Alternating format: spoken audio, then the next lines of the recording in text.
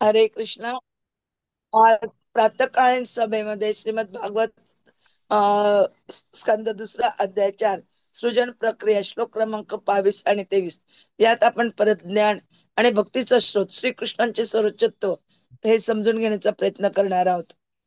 ओम नमो भगवते वासुदेवाय. भगवते वासुदेवाय. ओम नमो भगवते वासुदेवाय. ओम नमो भगवते वासुदेवाय. ओम नमो भगवते वासुदेवाय. ओम नमो भगवते वासुदेवाय.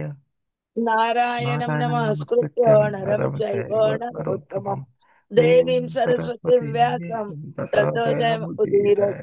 नष्टप्रायेषु नष्टप्रायेषु भद्रेषु भद्रेषु नित्यं भागवत सेवया भागवतसेवया भगवती भगवति उत्तमश्लोके उत्तमश्लोके भक्तिर्भवति भक्तिर्भवति नैष्टिकी. नैष्ठिकी. हरे कृष्णा. स्कंद दुसरा अध्याय 4 सृजन प्रक्रिया श्लोक क्रमांक 22 आणि 23. प्रचोदिता येन पुरा सरस्वती प्रचोदिता येन पुरा सरस्वती वितन्वता अजस्य सतीं स्मृतिं हृदि वितन्वता जस्य सतीं स्मृतिं हृदि स्वलक्षणा प्रादुर्भूत किल अस्यतः स्वलक्षणा प्रादुर्भूत किलस्यतः स मे ऋषीणां वृषभ प्रसीदताम् स मे ऋषीणां वृषभः प्रसीदताम्. भूतैः महद्भिः इमः पुर विभुः भूतैः महद्भिः इमः पुराः विभुः निर्माय शेते यत् अमुषु पुरुषः निर्मायशीते यत् अमुषु पुरुषः भुङ्क्ते गुणान् षोडश षोडश आत्मकः भुङ्क्ते गुणान् षोडश षोडशात्मकः सः अलङ्कृशिष्ट भगवान् वचांसि मे स अलङ्कृशिष्ट भगवान् वचांसि मे. प्रचोदिता येन पुरा सरस्वती वितन्वता अजस्य सतीं स्मृतिं हृदि स्वलक्षणा प्रादुर्भूत किल अत्सत स मे ऋषीणां ऋषभ प्रसीदता भूतै मद्भिय इमाः पुरो विभुः निर्माय शेते यत् अमुषु पुरुषः भुङ्क्ते गुणान् षोडश षोडश आत्मक स अलंकृशिष्ट भगवान वचांसी मे. भाषांतर. ज्यांनी सृष्टी निर्मितीच्या वेळी ब्रह्मदेवांचे दृढ ज्ञान त्यांच्या हृदयातून स्फुरदिंगत केले व त्यांना स्वतःच्या भगवंताच्या व सृष्टीच्या सर्व ज्ञानाची प्रेरणा दिली, तसेच जे ब्रह्मदेवांच्या मुखातूनच उत्पन्न झाल्याप्रमाणे वाटतात ते भगवंत माझ्यावर प्रसन्न व्हावेत. जे ब्रह्मांडामध्ये शयन करून महाभूतांनी बनलेल्या सर्व भौतिक वस्तूंना चेतना देतात आणि जे आपल्या पुरुषावताराद्वारे प्राकृतिक त्रिगुणांच्या 16 प्रकारांनी निर्माण केलेल्या प्राणी मात्रास त्या गुणांच्या अधीन होण्यास कारणीभूत असतात, असे ते भगवंत माझी वाणी अलंकृत करतो. आता पुढे पुन्हा कंटिन्यू करता येते मंगलाचरण. ते भगवंतांना प्रार्थना करताय. दोघं 22 आणि 23 श्लोकांमध्ये ते प्रार्थना करताय की अं सृष्टीच्या वेळी भगवंताने ब्रह्मदेवांच्या हृदयातूनच त्यांना ज्ञान दिले. आणि कोणतं ज्ञान दिलं तर त्यांना स्वतःविषयी ते कोण आहेत, काय स्वतःच सेल्फ नॉलेज आणि त्याच्याबरोबर सृष्टी कशी निर्माण करायची त्याविषयीच पण ज्ञान त्यांनी दिलं.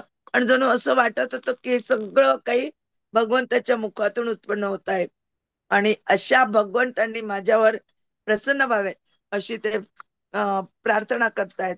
आणि दुसऱ्या श्लोकात जे ब्रह्मांडामध्ये शयन करून महाभूतांनी बनलेल्या जे पंचमहाभूत आहेत त्यांच्या द्वारे ज्या वस्तूंची निर्मिती होते, पंचमहाभूते 11 इंद्रिये यांच्यापासून जी सृष्टीची निर्मिती होते, त्या सृष्टीच्या निर्मितीला स्वतः भगवंत काय करतात, चेतना देतात. आणि आपल्या पुरुष अवताराद्वारे त्यांची पुरुष अवतार आहेत. आपल्याला सगळ्यांना माहितीये 3 प्रकारची पुरुष अवतार आहे. कोणती कोणती आहेत? महाविष्णू, नंतर शिरोधक गर्भोदक विष्णू आणि शिरोधक विष्णू, हे तिघ पुरुष अवतार आहेत त्यांचे. आणि या 16 गुणांनी जी पृथ्वी निर्माण केली किंवा प्राणी मात्र निर्माण केले पृथ्वीवर, ते गुणांच्या अधीन होण्यास कारणीभूत असतात. असे भगवंत मला माझी वाणी म्हणजे मी जे का बोलणार आहे आता, ते बोलण्यास मला त्यांनी मदत करावी, त्याला अलंकृत करावं, म्हणजे त्याला त्यांनी सँक्शन करावं, त्यांनी त्यासाठी मी नीट बोलू शकेल याकडे त्यांनी लक्ष द्यावं, आणि जे योग्य असेल भगवंताचंच गुणगान असेल अशा गोष्टी माझ्या तोंडातून बाहेर पडायला हव्यात, अशी ते त्यांना प्रार्थना करतात. ते कोण प्रार्थना करताय? शुकदेव गोस्वामीजी. आणि तेच आपल्याला या श्लोकांमधून सांगण्यात आलेलं आहे. तर प्रभूजी आपल्याला सोप्या भाषेत डिटेलमध्ये सांगण्याचा प्रयत्न करतील अशी मी त्यांना विनंती करते. हरे कृष्ण. ओम ज्ञानतिमिरान्धस्य ज्ञानाञ्जनशलाका चक्षुरुन्मिलितं येन तस्मै श्रीगुरवे नमः। श्रीचैतन्यमनोभीष्टं स्थापितं येन भूतले स्वयं रूपकदा मह्यं ददाति स्वपदान्तिकं। वन्देऽहं श्रीगुरो श्रीयुतापदकमलं श्रीगुरून् वैष्णवां च श्रीरूपं साग्रजातं सगणरघुनाथान्वितं तं सजीवं साद्वैतं सावधूतं परिजनसहितं कृष्णचैतन्यदेवं श्रीराधा कृष्णपादान् सगण ललिता श्री विशाखान्वितांश्च। नमो ओं विष्णुपदाय कृष्णपृष्ठाय भूतले श्रीमते भक्तिवेदांत स्वामिनिति नामिने। नमस्ते सरस्वती देवे गौरवाणी प्रचारिणे निर्विशेष शून्यवादी पाश्चात्य देशधारिणे। वाञ्छाकल्पतरुभ्यश्च कृपा सिन्धुभ्य एव च पतितानां पावनेभ्यो वैष्णवेभ्यो नमो नमः। जय श्री कृष्ण चैतन्य प्रभु नित्यानंद श्री अद्वैत गदाधर श्रीवासादि गौर भक्तवृंद। हरे कृष्ण कृष्ण कृष्ण हरे हरे, हरे राम राम राम हरे हरे। हरे कृष्ण।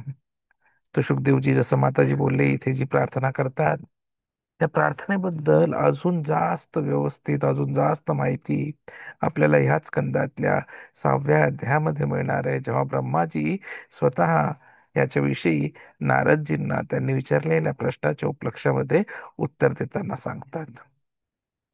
तर आज ज्या बेसिक गोष्टी आहेत, ज्या साध्या महत्वाच्या गोष्टी आहेत, ज्या आपल्याला शिकायला मिळतात, त्याच्यावर चर्चा करूया। पहिलं काय तर ज्ञानाचा दैवी स्रोत भगवान श्रीकृष्ण, जे प्रत्येक जीवाच्या हृदयात राहतात, जे आपण 15व्या अध्यायातील 15व्या श्लोकात पाहिलंय। पण ब्रह्मा असू द्या की कीटक असू द्या, सगळीकडे कृष्ण राहतात आणि सर्वांना योग्य तेवढं ज्ञान देतात। प्रत्येकाच्या हृदयात परमेश्वर सुप्त ज्ञान जागृत करतात। कारण आम्हा बद्ध जीवांच्या मर्यादा आहेत पहा। प्रत्येक जीवाला परमेश्वराच्या तुलनेत मर्यादितच ज्ञान मिळते आणि मृत्यूनंतर मिळालेले ज्ञान विसरले जाते आणि पुन्हा नव्या शरीरात जेव्हा आपण जन्माला येतो तेव्हा परमेश्वरच ते जागृत करतात आणि ही अशी स्थिती सदैव चालत राहिलेली आहे। तर हे जे मुख्य ज्ञान आहे, सत्याचं ज्ञान आहे, वेदाचं ज्ञान आहे, ते सर्वप्रथम कोणाला मिळालं? ब्रह्मदेवालाही सुरुवातीला काही समजत नव्हतं। परमेश्वरांनीच त्यांच्या हृदयात वेदज्ञान प्रेरित केले आणि म्हणूनच वेदांना अपरुषीय म्हणतात, म्हणजे माणसांनी तयार केलेले नाहीत तर प्रभूंकडून आलेलं ज्ञान। खरं ज्ञान पुस्तकातून नाही तर प्रभूपासूनच येतं आणि ते परंपराद्वारेच प्राप्त करता येतं। ब्रह्मा, नारद, व्यास आणि पुढे आपल्यापर्यंत अशी शिष्य परंपरा ही ज्ञानाची खरी वाहक आहे आणि परंपरेची आवश्यकता देखील आहे। केवळ विद्वत्ता किंवा शास्त्र अध्ययनाने वेदांचा अर्थ समजत नाही। अधिकृत परंपरेतून, गुरु शिष्य परंपरेतूनच खरे ज्ञान मिळते। अधिकृत परंपरेशिवाय मिळालेले ज्ञान अपूर्णच राहते आणि म्हणून भक्त कधीही फक्त गुरुकडूनच ज्ञानाचा स्वीकार, परंतु त्यातही भक्ताची नम्रता आणि भाव खरंच महान असतो। शुद्ध भक्त आपल्या यशाचे श्रेय स्वतःकडे कधीच घेत नाही। भक्ताची नम्रता, पूर्ण अवलंबित्वामुळेच परमेश्वर स्वतःला भक्ताच्या हृदयात प्रकट करतो। शुकदेव गोस्वामींना पाहूया ना, ते इथे प्रार्थना करतात की हे प्रभू, माझ्या वाक्यांना यशस्वी करू। तर खरा भक्त मी केलं असं कधीच म्हणत नाही. तो जाणतो की प्रभूच्या इच्छेशिवाय एक गवताचं पात देखील हालत नाही. ही तर अज्ञानी माणसं आहेत, जी आपलं सर्व श्रेय स्वतःकडे घेऊ पाहतात. पण भक्त म्हणतो, प्रभूच सर्व करतात, मी फक्त निमित्त आहे. कारण की श्रीकृष्णाची सर्वोच्चता ही सर्वमान्य आहे. ब्रह्मा, भीष्म, श्रीकृष्ण स्वतः यांच्या विधानानुसार श्रीकृष्ण हे मूळ परमेश्वर आहेत. नारायण देखील कृष्णापासूनच प्रकट होतात. त्यामुळे कृष्णाची सर्वोच्चता मान्य करणे हेच आध्यात्मिक जीवनाचे मूळ आहे. आणि त्यासाठी भक्ती योगच सर्वात चांगला मार्ग आहे. भक्ती योगच श्रेष्ठ आहे. भक्ती योग अर्थात भक्तिपूर्वक सेवा हा आत्मसाक्षात्काराचा सर्वोत्तम मार्ग आहे. कोणत्याही इच्छेने मोक्षाचे किंवा भौतिक लाभाच्या काहीही होऊ शकत नाही. त्यामुळे इच्छा सोडून भक्तियोगच सर्वोत्तम आहे. आणि त्यात भगवंतांची कृपा पहा, ज्यांनी स्वतःचे परलौकिक ध्वनी, परमेश्वराचे शब्द आपल्यापर्यंत पोहोचवले. भगवंतांचे शब्द परलौकिक आध्यात्मिक ध्वनी आहेत.